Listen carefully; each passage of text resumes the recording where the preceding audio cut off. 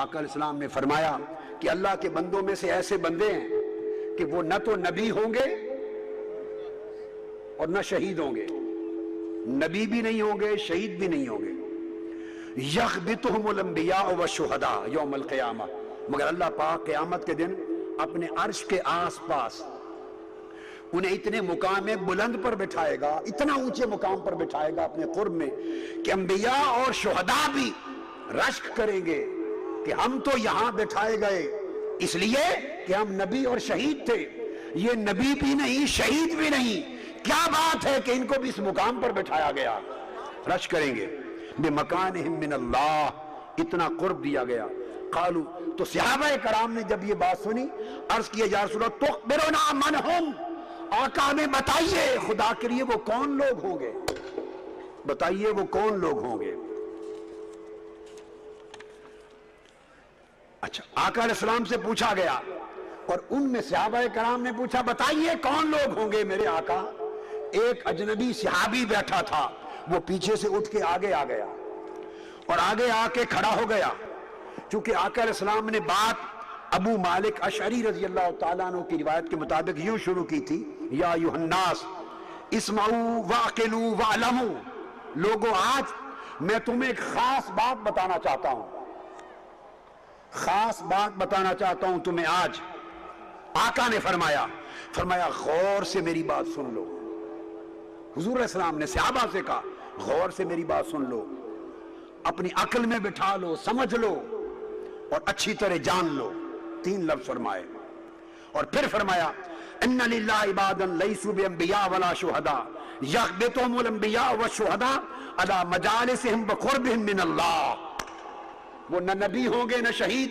مگر قیامت کے دن عرش کے ارد گرد خدا کی قرب میں اس مقام پر بٹھائے جائیں گے کہ دنیا رش کرے گی۔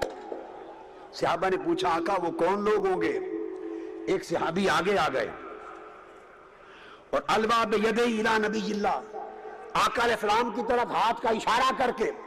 عرض کرنے لگا یا رسول اللہ ناس من الناس لیسوا بانبیاء ولا شہداء ویغبطہم الانبیاء والشہداء،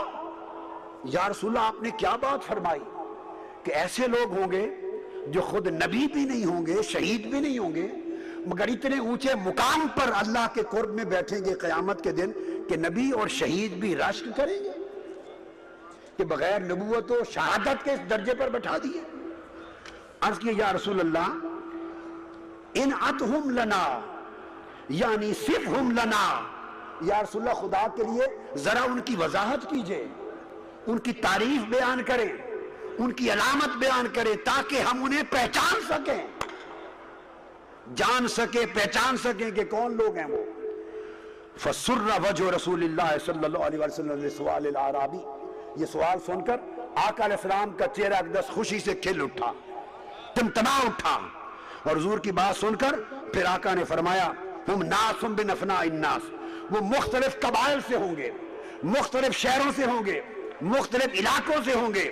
ان کے درمیان نہ خونی رشتہ داری ہوگی، وہ صفائے قلب رکھتے ہوں گے، اور قیامت کے دن جب وہ آئیں گے یَضَعُ اللَّهُ لَهُمْ يَوْمَ الْقِيَامَةِ مَنَابِرَ مِن نُورٍ فَيُجْلِسُهُمْ عَلَيْهَا، جب وہ آئیں گے اللہ فرمائے گا ان کے لیے نور کے صوفے بچھا دو، نور کی کرسیاں بچھا دو، نور کے ممبر بچھا دو، فَيُجْلِسُهُمْ عَلَيْهَا، اللہ پاک اپنے دست کرامت سے ان کو نور کی کرسیوں پر بٹھائے گا مہمان خصوصی بنا کر۔ فَيَجْعَلُ وُجُوهَهُمْ نُورًا، پھر ان کے چہرے کو اللہ نور کر دے گا، سورج کی طرح نور نکلنے لگ جائے گا۔ وَثِيَابَهُمْ نُورًا، ان کے لباس نور ہو جائیں گے۔ وَيَفْزَعُ النَّاسُ يَوْمَ الْقِيَامَةِ وَلَا يَفْزَعُونَ، ہر شخص قیامت کے دن جب تھر تھر کانپ رہا ہوگا